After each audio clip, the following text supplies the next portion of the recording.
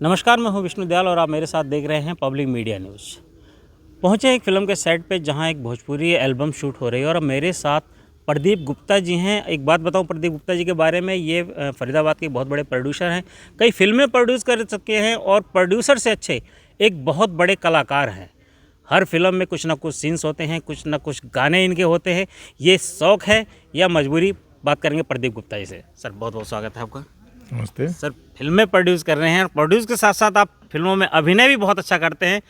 क्या ये रीज़न है या पहले का शौक़ है ये हमारा सही पूछे तो बहुत पहले से हम शौक़ है। मैं आज से नहीं, आज से करीब 30 साल पहले भी हमने फिल्में बनाई थी, ठीक है ना। तो ऐसा नहीं, कुछ कारण बस हो जाता है। हम इतना जानते हैं कि इस लाइन में आने के बाद इतनी अभी माइलेज तो मिली नहीं, तो हमने बीच में ये छोड़ दिया था। फिर दोबारा मेरा अपना ग्रुप यहाँ तैयार हो गया, तो मैंने सोचा चलो यार ठीक है, ये ऐसा कहीं कुछ नहीं, ये सिर्फ शौक़ है। कमर्शियल बना जरूर रहे हैं, लेकिन हमें बेनिफिट अभी नहीं हो रहा है। हो सकता है कि 2-4 फिल्में और बना लूँ मैं, उसके बाद पब्लिक, क्योंकि एक बार में ऐसा कुछ होता नहीं है।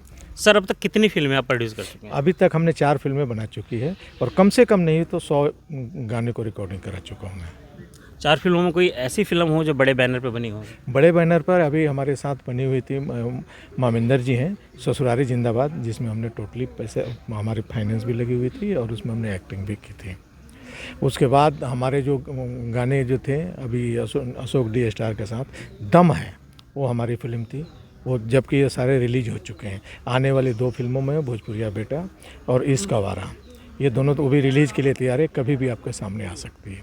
तो सर, आपकी जितनी फिल्में होती हैं अक्सर देखा जाता है कि नए कलाकारों को भी आप पूरा मौका देते हैं। क्या ये रिस्क आप जानबूझ के उठाते हैं या स्वाभाविक है ये? नहीं, देखिए ऐसा है ना कि जब हम लोग, एक्चुअल मैं तो बिहार से हूँ और फरीदाबाद हरियाणा में आने के बाद हमारी कल्चर को कोई एक्टिविटी नहीं होती थी, तो ये एक दिमाग में आया था इन सब चीज़ों को, हम अपने कल्चर को, हम अपनी भाषा संस्कृति को प्रमोट करें।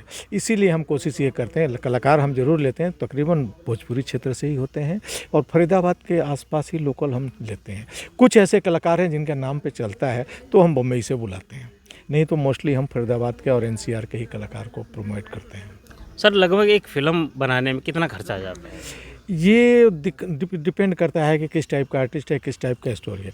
कम से कम ये मान के आप चलिएगा कि 35 से लेके 5 करोड़ तक का खर्चा आ जाता है इसमें, 35 लाख रुपए से लेके। तो सर, नए कलाकारों को लेते हुए आपको मन में कुछ... बजट नहीं, नए कलाकारों को जब हम लोग लेते हैं ना, तो उसमें स्वाभाविक रूप से बजट थोड़ा कम होता है, ठीक है ना। तो हम बना लेते हैं इन सब चीज़ों में, और जैसे ही हम हाई लेवल के कलाकार को ले जाते हैं तो फिल्म वो करोड़ों में चली जाती है। आपकी फिल्म में काम करने के लिए शर्तें क्या होती हैं? हमारे फिल्मों में कोई शर्त नहीं होती है, ऐसा कहीं कुछ नहीं है, शर्त होती है। बस इतना जरूर जानते हैं कि फेस वैल्यू थोड़ा बढ़ा रहे, ठीक है ना। लड़का वो एक्टिंग कर सकता है और उसको भोजपुरी आनी चाहिए। अगर नहीं भी आती है भोजपुरी, अगर वो हमारे कल्चर से रिलेटेड है तो हम उसको सिखा देते हैं। अभी लास्ट टाइम में कौन सी फिल्म आपकी आई थी? अभी लास्ट टाइम जो हमारी फिल्म आ रही है भोजपुरिया बेटा ही आ रही है, जो लास्ट कंटिन्यू है। उसके बाद इसका वारा वो तैयार है फ्लोर पर आने के लिए। अब तुरंत हमारे को 1 दिसंबर से हम चालू करने जा रहे हैं नवाब साहब, बहुत जल्दी आप लोगों के सामने आएगा। तो सर, आपका भी अभिनय देखने को मिलेगा नवाब साहब में? हाँ बिल्कुल देखने को मिलेगा अपना, क्योंकि जब हम लगा रहे हैं ये तो मान के चलिए कि बाकी किसी और से तो हमें कोई मतलब नहीं होता है।